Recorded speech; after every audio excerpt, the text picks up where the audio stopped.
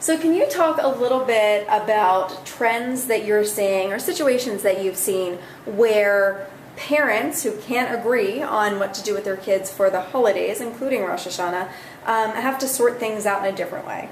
So one of the most popular things that we're seeing in custody law today is where you need a quick or immediate decision and you don't have the opportunity or time to get into court, or you want to spend the money to have to file a petition and go to a hearing. People are utilizing what's called a parenting coordinator. That person's given limited authority and they make decisions like the ones you're describing. What's more important? Should the child attend the high holiday services at his or her synagogue, or should they go to school that day? So that would be one of the things that is definitely a trend across the country, but more recently in the last 5 years or so in the Commonwealth of Pennsylvania. And also a parent coordinator will oftentimes set the schedule in terms of if, for example, in Rosh Hashanah, there's 2 nights of celebration. Parent coordinator will take input from both the parties, and where they can't reach an agreement, will say on the first night of Rosh Hashanah, child or children will go to mother's family from this time to this time, with setting forth a drop-off on the following day so that the children can either go to synagogue with the other parent and then finish out the holiday celebration on the second night with the other parent's family. And then what do you do in situations where this kind of ends up in school? How should parents be advised to deal with that, where it gets involved with the principal and the teacher? So principals and teachers are often, unfortunately, spending a lot of time these days dealing with custody disputes like the one you're describing, and ideally the teacher's going to defer the issue to the principal, but ultimately balancing both parents' wishes is really important, which is what the judge's job would be. But if they can't make the decision with getting the 2 parents to cooperate together or collaborate on coming up with a solution, it really puts it back in the hands of the parents and having to contact their lawyers or going to a judge. And again, the whole timing piece becomes an issue. So there's not a lot that a teacher or a principal can do in this situation because it's a shared legal decision. And when 98% of the cases today, both parents have equal or shared legal custody rights to make those kinds of decisions. So if they can't agree, a principal, without their giving them the authority to do that, can't make the decision for them. So they're really in a bind.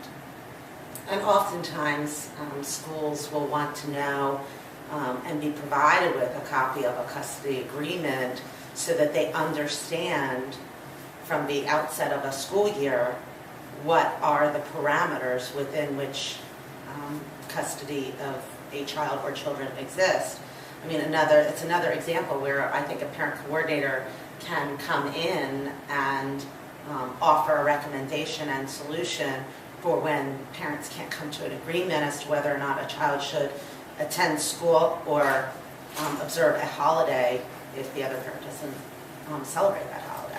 One other thing on that point is that years ago, people would look at you like you were crazy if you spent a lot of time going into great detail about how are you going to split up the Jewish holidays, the non-Jewish holidays, the national and religious holidays to a great extent.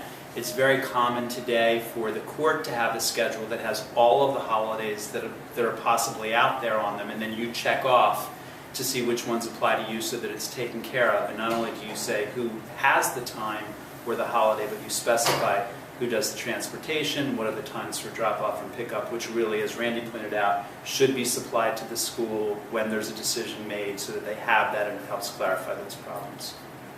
And oftentimes now I think we're seeing more and more, particularly with more of Christmas and Thanksgiving, I think they're becoming more and more split versus saying, well, this year one parent will have Thanksgiving and this year the other parent will have Christmas.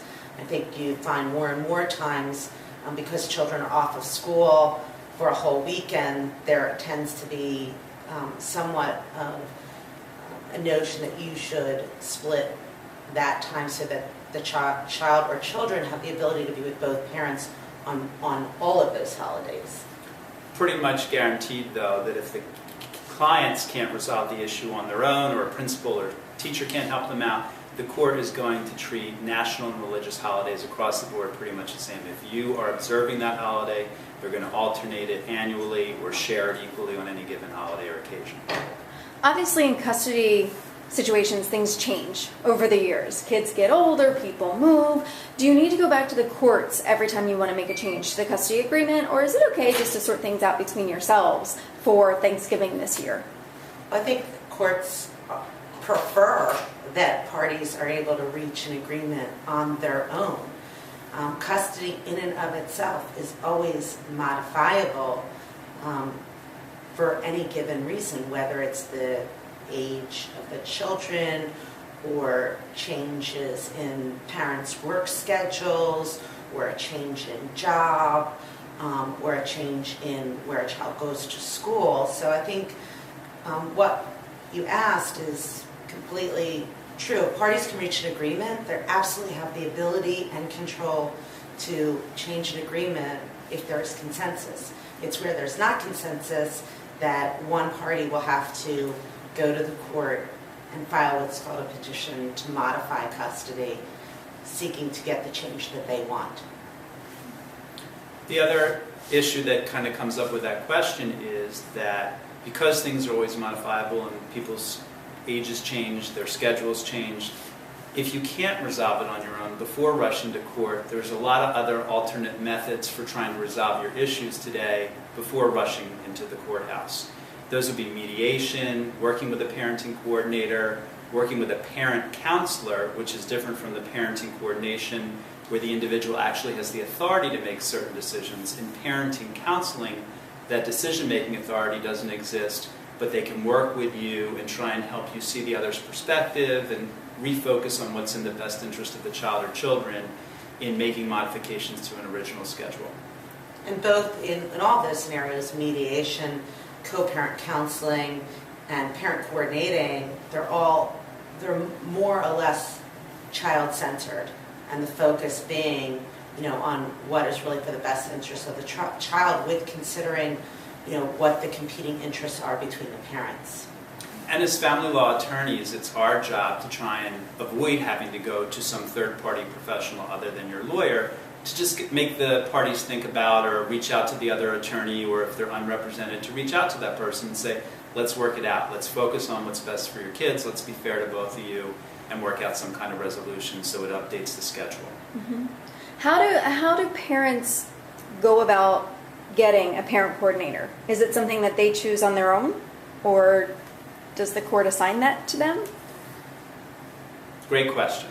So that's in Pennsylvania currently a dispute, whether the court has the authority to force people to go see some third party who is not a judge, who is not a master, which is a quasi-judicial role in the court system in Pennsylvania, to make those decisions. Parents can easily agree to have a parenting coordinator appointed, and more judges are starting to take the position that the courts can appoint a parenting coordinator, but the preference is to have the parties agree to parenting coordination rather than the appointment. And having recently been certified as a parenting coordinator, there's also websites that provide a list of certified parent coordinators in all 50 states. And the website is a really good tool for people to find out whether the parent coordinator is a lawyer or a psychologist or both in some cases, and where their offices are located, because obviously, people want to find somebody that's geographically close to them.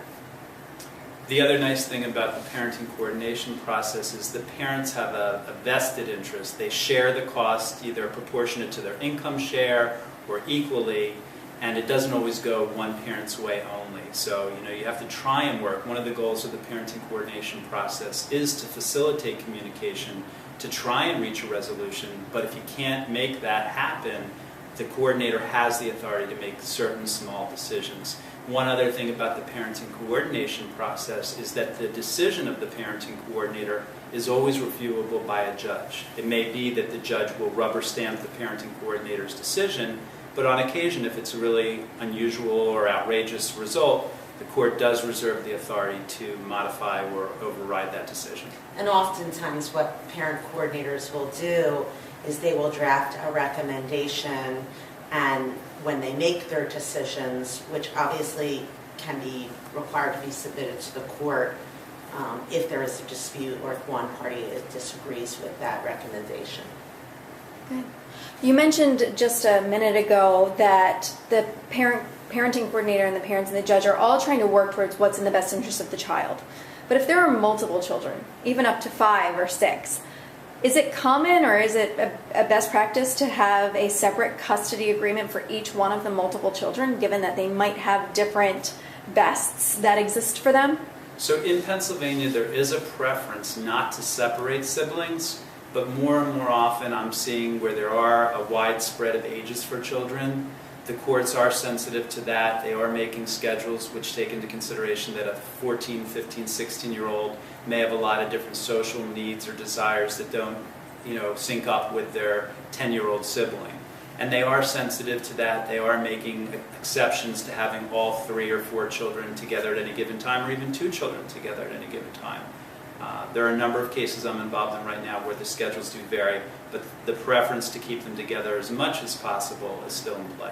I agree completely, and I have a case recently in which we had a 17-year-old who's applying to college and resides in New Jersey, and father resides in Pennsylvania and has a 10-year-old sibling, and essentially the 17-year-old wants to be with his friends socially and doesn't want to be required to go visit with his father on a Friday night because there's a football game. And I think courts are becoming more sensitive to trying to design custody parenting plans that are more suited to reflect what the needs and age and development of the children are, without necessarily separating them per se, but giving some flexibility to understanding where a particular child is at a given age.